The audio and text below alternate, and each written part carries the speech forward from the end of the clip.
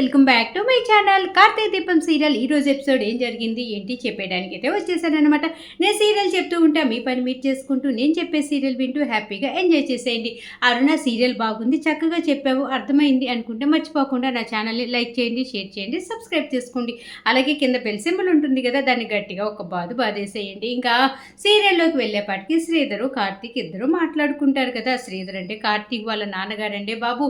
ఇంకా ఏంటంటే ఇంకా శౌర్య పుట్టినరోజు అని చెప్పేసి పర్మిషన్ తీసుకొని ఒక హాఫ్ డే పర్మిషన్ తీసుకొని మధ్యాహ్నం లోపు చేయాల్సిన పనులన్నీ చేసేసి మధ్యాహ్నం నుంచి దీప, కార్తీక్, శౌర్య ముగ్గురు కూడా ఇంటికి వచ్చేస్తారు కదా. ఇంటికి వచ్చేసేపాటికి కాంచన ఇంకా కాశీ ఇలా అరెస్ట్ అయ్యాడంట, అది ఇది అనేసి మొత్తం జరిగిందంతా కూడా కార్తీక్కి చెప్తుంది కదా వాళ్ళ అమ్మగారు కాంచన గారు. అప్పుడు ఒక కార్తీక్ కోప్పడతాడనమాట. అసలు కాశీ కానీ స్వప్న కానీ ఈ విషయం నాకు అసలు ఎందుకు చెప్పలేదు, అసలు ఏం జరిగిందో ఏంటో ఒకసారి నేను ఇంటికి వెళ్ళి కలిసి వస్తాను అని చెప్పేసి గబగబా వెళ్ళిపోతాడు కదా. ఇంకా వెళ్ళి వాళ్ళ నాన్నకి ఒక ప్లేస్లో ఉండి ఫోన్ చేస్తాడు కదా. చేసినప్పుడు శ్రీధర్ గారు వస్తారు, అలాగే కార్తీక్ వస్తాడు. ముందు కార్తీక్ అయితే మటుకు చాలా ఫైర్ మీద వస్తాడు వాళ్ళ నాన్న దగ్గరికి. వాళ్ళ నాన్నతో మాట్లాడుతూ ఉంటాడు. జరిగిందంతా కూడా వాళ్ళ నాన్న చెప్పిన తర్వాత ఇంకా అప్పుడు కార్తీక్ వాళ్ళ నాన్న మీద ఉన్నటువంటి ద్వేషాన్ని, కోపాన్ని కొంచెం వదిలేసి వాళ్ళ నాన్న మీద ప్రేమను చూస్తూ ఉంటాడనమాట. ఏంటంటే అప్పుడే శ్రీధర్ గారు చెప్తూ ఉంటారు, రే నాకు భార్యల కంటే కూడా పిల్లలంటే పంచ ప్రాణాలు రా, నేను ప్రతి కొడుక్కి కూడా ఒక తండ్రి అంటే ఒక హీరోలాగా ఫీల్ అవుతారు, కానీ నాకు నా కొడుకే హీరో అని చెప్పేసి నేను ఫీల్ అవుతాను. నా ఇద్దరు పిల్లలిద్దరిని నేను చాలా ప్రాణంగా పెంచుకున్నాను. కాకపోతే నేను ఒక ఆవిడని మోసం చేసి ఇంకోని పెళ్లి చేసుకుంటాను అన్నది నాకే తెలీదు. అసలు ఆ విషయం కూడా నేను ఎప్పుడు మీ దగ్గర నేను చర్చించలేదు కదా. అది ఇది నువ్వు అన్నా, నాకు స్వప్న అన్న రెండు కళ్ళు, అది ఇది అనేసి అంతా చెప్పేపాటికి ఇంకా కార్తీక్కి వాళ్ళ నాన్న మీద ప్రేమ ఇంకా అసలు అమాన్నం పెరిగిపోయి వాళ్ళ నాన్న భుజం మీద అలాగే తలవాల్చి, నాన్న ఇంకా మాకు ఇప్పటి నుంచి నాన్న ఉన్నాడనే ధైర్యం ఉంది మాస్టారు, మీరు గబగబా ఇంటికి వెళ్ళేసి పిన్నమ్మని అలాగే కాశీని, స్వప్నని, దాసుమామని అందరినీ రెడీ చేసుకుని చక్కగా ఇంకా ఇవాళ శౌర్య పుట్టినరోజు కదా అందరూ వచ్చేసేయండి అనేసి చెప్తూ ఉంటే అప్పుడే శ్రీధర్ అంటూ ఉంటాడు, వాళ్ళందరూ వస్తే ఇంటి దగ్గర ఇబ్బంది అవుతుందేమోరా మీకు అంటే నాన్న ఎటువంటి ఇబ్బంది లేదు, అందరం మనమే కదా, కాబట్టి త్వరగా వచ్చేసేయండి అని చెప్పేసి కార్తీక్ చెప్పగానే ఇంకా శ్రీధర్ కూడా సరే అన్నట్టుగా గబగబా అందరు ఇళ్ళకి బయలుదేరి వెళ్ళిపోతారనమాట. ఇంకా ఈలోపే ఇక్కడ దీప, శౌర్య అందరూ కూడా వెయిట్ చేస్తూ ఉంటారు. శౌర్య 100 సార్లు అడుగుతూ ఉంటుంది, అమ్మ నాన్నేడి ఇంకా రాలేదు అనేసి అంటూ ఉంటే అప్పుడే దీప చెప్తూ ఉంటుంది, వస్తుంటాడులేమ్మా ఏదో పని మీద వెళ్ళుంటాడు కానీ అనేసి అంటూ ఉంటే ఇంకా ఈలోపే దీప వాళ్ళ అత్తయ్య కాంచనాన్ని అడుగుతూ ఉంటుందన్నమాట. అత్తమ్మ బావేడి అనగానే బావ వచ్చేస్తూ ఉంటాడే, కార్తీక్ వచ్చేస్తూ ఉంటాడు అని చెప్పేసి దీపతోటి కూడా జవాబు చెప్తూ ఉంటుందన్నమాట కాంచన గారు.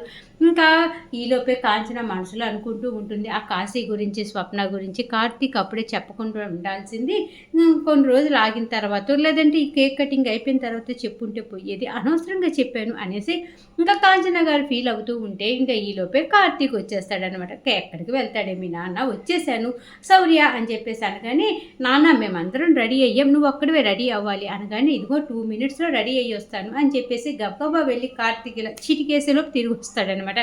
వచ్చి అబ్బో మరదల పిల్ల ఈ 2 నిమిషాల్లోనే చాలా బాగా డెకరేషన్ చేసింది అనేసి అనుకుంటూ ఉంటాడు. ఏంటంటే దీప ఆ రూమ్ అంతా కూడా బెలూన్స్ తోటి భలే డెకరేషన్ చేస్తుంది అనమాట.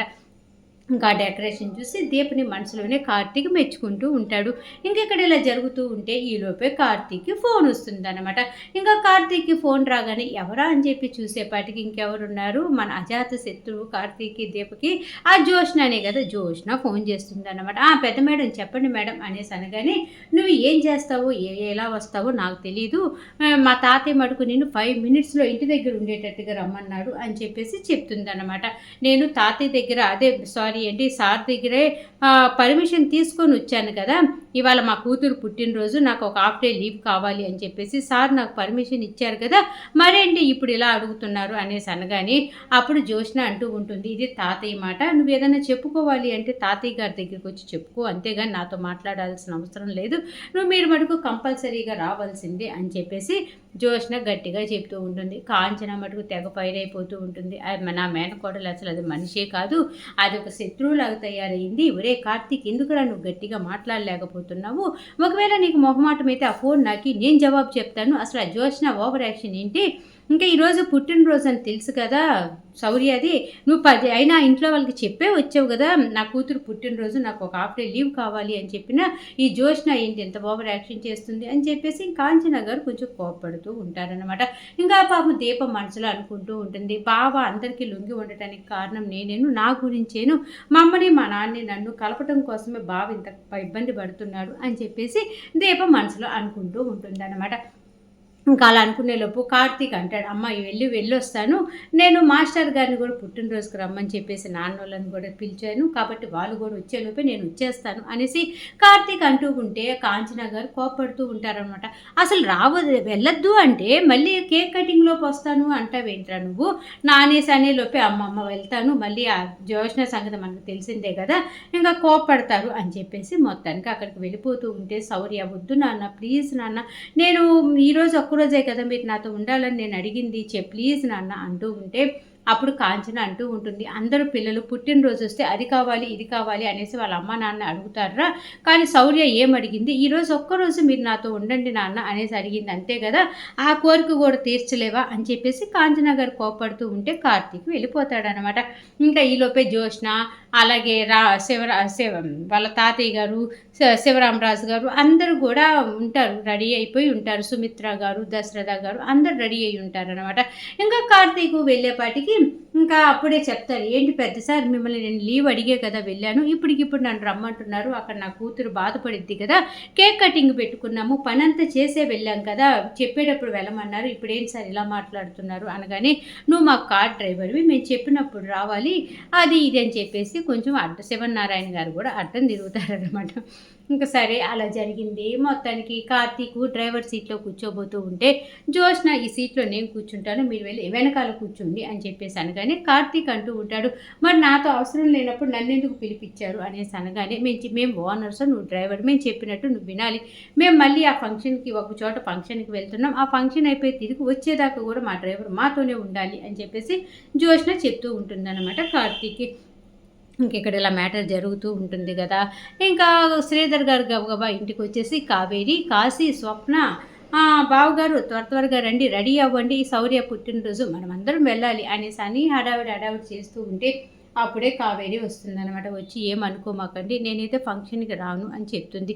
అదేంటి శౌర్య బర్త్డే కదా, పాము కార్తీక్ అందరినీ తీసుకురమ్మని పిలిచాడు కదా, మరి రాకపోతే ఎలాగా అంటూ ఉంటే, ఏమోనండి నేనైతే రాను అనేసి, కాశీ నేను రాను మామయ్య అని, స్వప్న నేను రాను నాన్న, అసలే ఈయనకు జాబ్ పోయింది, అక్కడ ఎవరెవరు వస్తారో ఎంతమంది వస్తారో తెలియదు, వాళ్ళు అనే మాటలు నేను తట్టుకోలేము అని చెప్పేసి పాపము స్వప్న అంటూ ఉంటే కాశీ కూడా అంటూ ఉంటాడు, ఈ మధ్య నేను పోలీస్ స్టేషన్లో ఉండొచ్చాను, ఎందుకున్నానో ఏంటి అనేది అది మనకి తెలుసు, కాకపోతే జనాలకు తెలియదు కదా, నలుగురు 4 రకాలుగా మాట్లాడుకుంటూ ఉంటారు, ఆ మాటలని నేను తీసుకోలేను మామయ్య గారు, కాబట్టి నేను కూడా రాను అనేసి, దాసు కూడా మీరు వెళ్తున్నారు కదా బావగారు మీరు వెళ్ళండి, నేను రాను అని చెప్పేసి అందరూ గప్చుప్ సాంబార్ పుట్లాగా కామ్ అయిపోతారనమాట. ఇంకా అప్పుడు శ్రీధర్ గారు అంటూ ఉంటారు, సరే మీ ఒపీనియన్ మీరు చెప్పారు, ఇంకా కార్తీక్ నా కోసం వెయిట్ చేస్తూ ఉంటాడు, మిమ్మల్ని అందరినీ తీసుకొని రమ్మన్నాడు, మీరేమో రామంటున్నారు, కాబట్టి నేనే వెళ్తాను అని చెప్పేసి శ్రీధర్ గారు బయలుదేరి వెళ్తూ ఉంటారనమాట. ఇంకో పక్క పాపం దీప, శౌర్య, కాంచన గారు, అనసూయ నలుగురు ఎదురు చూస్తూ ఉంటారు. చాలా టైం అయిపోయింది, కార్తీక్ వెళ్ళి ఇంకా రాలేదు, కేక్ కటింగ్ చేసుకోవాలి కదా అని చెప్పేసి అంతా కూడా ఎదురు చూస్తూ ఉండేలోపు అనసూయకు కోపం వస్తుందన్నమాట. అదేంటి అక్క, ఇప్పుడు ఒకేలా కాగితాలు రాపించుకొని సంతకాలు పెట్టించుకున్నారే అనుకో, ఇంకా వాళ్ళకి పుట్టినరోజులు, పెళ్లి రోజులు, పండుగలు ఏమీ ఉండవా, ఆ జ్యోత్స్న ఏంటి మరి ఎంత ఘోరంగా ఉంది, మేమే వెళ్ళి కార్తీక్ బాబుని తీసుకొని వస్తాము అని చెప్పేసి అనసూయ అలాగే శౌర్య ఇద్దరు బయలుదేరిపోతూ ఉంటే దీప అంటూ ఉంటుందన్నమాట, ఏంటి అత్తయ్య పిల్లల ముందు ఆ మాటలు అంటూ ఉంటే, పిల్లలు కాదే మరి పాపం శౌర్య అడిగింది ఏంటి, ఆ తల్లిదండ్రితో కలిసి ఒక్క రోజన్నా గడపాలనే కదా అడిగింది, ఆ ఒక్కరోజు కూడా జ్యోత్స్న కావాలని ఇలా చేసింది, కాబట్టి నేను శౌర్య వెళ్ళి ఆ కార్తీక్ బాబుని తీసుకొని వస్తాము అని చెప్పేసి ఇద్దరు బయలుదేరి, ఇంకో పక్క దీప వద్దత్తయ్య అని అంటూ ఉన్నా సరే అస్సలు మాట వినకుండా గబగబా వెళ్తూ ఉంటారు. ఈలోపే వీళ్ళు బయటికి ఎలా వస్తారు, కారు ఎదురుస్తుంది అనమాట. ఎవర కారులో వచ్చారు అనేసి అనగానే ముందు కారులో నుంచి జో దిగుతుంది. "ఆ! జో జో వచ్చిందే" అని చెప్పేసి శౌర్య ఆనందపడిపోతూ ఉండేలోపు ఈలోపు శివనారాయణ గారు దిగుతారనమాట. ముద్దుల తాత కూడా వచ్చాడు అని సుమిత్ర గారు, దశరథ, కార్తీక్ గారు అందరూ దిగుతారు. పేరు పేరున అందరినీ శౌర్య పలకరిస్తుంది. ఏంటి ఇంతమంది వచ్చారా అనేసి ఇంట్లో ఉన్నటువంటి దీప, కాంచన అందరూ కూడా గబగబా బయటికి వస్తారనమాట. వచ్చి ఈ వచ్చిన వాళ్ళందరినీ చూసి ఆ కాంచన, దీప చాలా చాలా చాలా హ్యాపీగా ఫీల్ అవుతారు. అప్పుడే ఈ శౌర్య అడుగుతూ ఉంటుంది, నాన్న జో వాళ్ళని తీసుకొస్తానని వెళ్తున్నాను అని చెప్తే మేము ఏమనేవాళ్ళం కాదు కదా, మరి నువ్వు జో వాళ్ళని తీసుకొస్తానని చెప్పకుండా వెళ్ళావేంటి అనేసి అనగానే, అక్కడికి వెళ్ళేదాకా కూడా నాకు తెలియదు శౌర్య, వీళ్ళు ఇక్కడికి వస్తున్నారని చెప్పేసి నాకు పెద్ద సర్ప్రైజ్ అని చెప్పేసి అందరు నవ్వుకుంటూ ఉంటారా. ఇంకా ఈలోపే దశరథ గారికి గుర్తొస్తుంది అనమాట. అన్నయ్య నువ్వు కూడా వదినతో చేరి మోసం చేశావా అనేసి కాంచన అడుగుతుంది కదా. దీప తాలిబొట్టు సుమిత్ర గారు దాచారు అన్న విషయం గొడవలో ఇంకా అలాగే మాట మాట అనుకుంటూ ఉంటారు. అనసూయ ఏమో జోష్నని అంటూ ఉంటుంది. కాంచన గారు వచ్చేసేపటికి సుమిత్రని, దశరథని అంటూ ఉంటారు. అలా మాట మాట జరుగుతూ ఉంటే అప్పుడే జోష్న అంటూ ఉంటుందన్నమాట, ఎవరు ఎంతవరకు ఉండాలో అంతవరకు ఉండండి, పనులలాగా ఉండాలి, ఓనర్లలాగా మాట్లాడకూడదు అనేసి అనసూయని అంటూ ఉంటుందన్నమాట. అప్పుడు అనసూయ అంటూ ఉంటుంది, ఎవరు ఎంతవరకు ఉండాలో అది మాకు తెలుసు, అది ఇదని చెప్పేసి అనసూయ, కాంచన ఏమో సుమిత్ర అని అంటూ ఉంటే ఇంకా అప్పుడే దశరథ చెల్లెమ్మ అనేసి కాంచనాన్ని పలకరిస్తూ ఉంటే ఇంకా కార్తీక్ వీళ్ళందరినీ లోపలికి రమ్మని చెప్పు అని చెప్పేసి కాంచన గారు ఆ మాట చెప్పేసి కార్తీక్ తోటి ఆవిడ లోపలికి వెళ్ళిపోతుంది అనమాట. ఇంకా వెంటనే శౌర్య గబగబా సుమిత్ర గారు, దశరథ గారి దగ్గరికి వెళ్ళి, అమ్మమ్మ నువ్వు నా కోసం వచ్చావా, తాతయ్య నువ్వు నా కోసం వచ్చావా అని చెప్పేసి ఇద్దరిని ఆప్యాయతంగా పట్టుకొని రండి రండి లోపలికి వెళ్దాం, రండి ముద్దు తాత అని చెప్పేసి అందరినీ తీసుకొని లోపలికి వెళ్తూ ఉంటుందన్నమాట. ఇంకా దీప అప్పుడే వాళ్ళ వైపు అలాగే చూస్తూ ఆనందంగా ఉంటుంది. కార్తీక్ అడుగుతాడనమాట, ఏంటి మరదల పిల్ల అంత సంతోషంగా ఉన్నావు అనగానే, చూడు శౌర్యకి తను నిజంగానే అమ్మమ్మని తిరు తాత అని తెలియకపోయినా సరే సొంత అమ్మమ్మ తాత అలా ఫీల్ అయ్యి వెళ్తుంది కదా, నాకు చాలా హ్యాపీగా ఉంది బావ అనేసి అనగానే కార్తీక్ అంటూ ఉంటాడు, మీ అమ్మ మీ నాన్న వచ్చినందుకు నీకు హ్యాపీగా లేదా అంటూ ఉంటే, ఎందుకు హ్యాపీగా ఉండదు, ఎవరైనా సరే అమ్మ నాన్న వస్తే హ్యాపీగా ఫీల్ అవ్వని వాళ్ళు ఎవరైనా ఉంటారా బావా, ఇదంతా చేయటానికి కారణం నువ్వే బావా, ఇన్ని రోజులు కూడా నాకు అమ్మ నాన్న ప్రేమ కావాలి, వాళ్ళు దగ్గరైతే చాలు అనిపించేది, కాకపోతే ఇప్పుడు నీ ప్రేమ కంటే కూడా వాళ్ళ ప్రేమ నాకు అంత అవసరం లేదనిపిస్తుంది, కాకపోతే అమ్మ నాన్న ఉండాలి, కాకపోతే అది కూడా నీ ప్రేమ తర్వాతే, వాళ్ళు ఇచ్చే ప్రేమంతా కూడా నువ్వు నాకు చూపిస్తున్నావు, ఈ జన్మకి ఇది చాలు అనిపిస్తుంది బావా అని చెప్పేసి దీప తన మనసులో ఉన్నవన్నీ కూడా కార్తీక్కి చెప్తూ ఉంటే అప్పుడు కార్తీక్ కూడా చాలా చాలా హ్యాపీగా ఫీల్ అయిపోయి, ఇంకా మాటలేనా లేదా ఇంకా లోపలికి వెళ్ళేది ఉందా, నువ్వు నా మరదల పిల్లవి, ఎవరికైనా సరే మీ అమ్మ మీ నాన్న అయినా సరే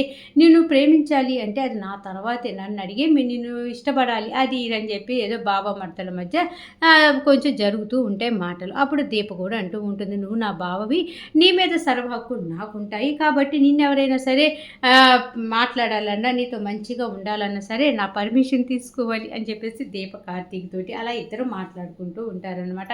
ఇంకా అప్పుడే కార్తీకు దీపతోటి చెప్తూ ఉంటాడు, దీప అమ్మ కొంచెం మామయ్య వాళ్ళ విషయంలో కోపంగా ఉంది కదా, కాబట్టి వాళ్ళని కొంచెం మర్యాదగా చూసుకో, ఏమేం కావాలో అన్నీ ఇచ్చి పలకరించుకో అని చెప్పేసి అంటూ ఉంటే అప్పుడు దీప అంటూ ఉంటుంది, నువ్వు నాకు మళ్ళీ స్పెషల్గా చెప్పాలా బావా, వాళ్ళు నా పుట్టింటి వాళ్ళు కదా, వాళ్ళకి ఎలా మర్యాదలు చేయాలి ఏంటి అనేది నాకు బాగానే తెలుసు అనేసి దీప చెప్పి లోపలికి వెళ్ళిపోతే అప్పుడు కార్తీక్ అనుకుంటూ ఉంటాడు, దీప నా మరదలు బయటపడట్లేదు కానీ వాళ్ళ అమ్మ నాన్న వచ్చినందుకు చాలా హ్యాపీగా ఫీల్ అవుతుంది అని చెప్పేసి కార్తీక్ అనుకుంటూ ఉంటాడు.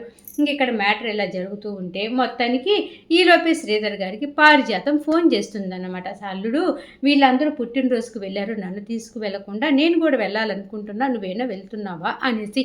ఇంకా శ్రీధర్ గారు నేను వెళ్తున్నాను అని చెప్పేసి పారిజాతాన్ని కూడా కారులో ఎక్కించుకొని కావాల్సినవన్నీ కొంటాడనమాట. ఇంకా పారిజాతం అంటూ ఉంటుంది, అల్లుడు ఒక్కసారి ఆగు, నేను ఇంకా రావాల్సిన వాళ్ళు ఉన్నారు వాళ్ళని ఒకసారి పిలుస్తాను అనేసి దాసుకి ఫోన్ చేస్తుందన్నమాట. ఒరే దాసు, కార్తీక్ కూతురు పుట్టినరోజు ఈరోజు మేము అందరం వెళ్తున్నాము, కార్తీక్ నిన్ను కూడా పిలిచుంటాడు కదా, వస్తావా పుట్టినరోజుకి అనేసి అడుగుతుందన్నమాట. ఆ మాటకి దాసు చెప్తూ ఉంటాడు, శ్రీధర్ బాబు వెళ్తున్నాడు కదా పుట్టినరోజుకి, ఇంకా మేము ఎవరం రావట్లేదు అని చెప్పేసి ఫోన్ పెట్టేస్తాడనమాట. పారిజాతం పక్కన ఒరే దాసు దాసు అంటూ ఉన్నా ఇంకెక్కడ దాసు ఫోన్ పెట్టేసిన తర్వాత ఇంక అప్పుడే పారిజాతం అంటూ ఉంటుంది. "ఏంటల్లుడు మా దాసుకు నువ్వు చెప్పావా ఏంటి పుట్టినరోజుకి వెళ్తున్నట్టు? వాడికెలా తెలుసు నువ్వు శౌర్య పుట్టినరోజుకి వెళ్తున్నట్టు" అనేసి అనగానే, "మీ దాసు, కాశీ అలాగే స్వప్న అందరూ మా ఇంట్లోనే ఉన్నారు అత్తయ్య గారు" అని చెప్పేసి శ్రీధర్ చెప్తారనమాట. అప్పుడు పారిజాతం అంటూ ఉంటుంది, "ఏంటి శివరాత్రికి పిలిచావా? దసరాకి పిలిచావా? అట్ల దద్దెకి పిలిచావా?" అనేసి ఉన్న పండగల పేర్లన్నీ చెప్తూ ఉంటే, "అంటే మీకు జరిగిందేమీ తెలీదా అత్తయ్య గారు" అనగానే, పారిజాతం పాపం ఏం జరిగింది అల్లుడు అనేసి అడగగానే ఇంకా కాశీ విషయంలో జరిగిందంతా కూడా శ్రీధర్ గారు పారిజాతానికి చెప్తారనమాట.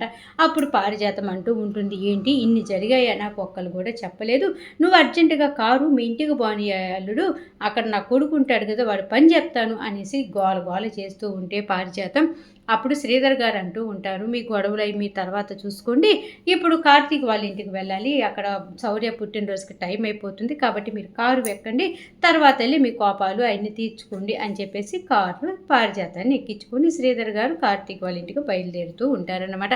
మొత్తానికి శౌర్య పుట్టినరోజు అనుకోకుండానే పెద్ద హంగామాగా జరగబోతుంది కదా. ఇంకా కార్తీక దీపం సీరియల్ బాగుంది అరుణ, చక్కగా చెప్పావు, అర్థమయ్యింది అనుకుంటే మర్చిపోకుండా నా ఛానల్ని లైక్ చేయండి, షేర్ చేయండి, సబ్స్క్రైబ్ చేసుకోండి. అలాగే కింద బెల్ సింబల్ ఉంటుంది కదా, దాన్ని గట్టిగా ఒక బాదేసేయండి. ఇంకా నెక్స్ట్ రేపు రాబోయే కార్తీక దీపం సీరియల్ ఎపిసోడ్లో మళ్ళీ కలుద్దాం. అంతవరకు ఉంటాం మరి. నమస్తే.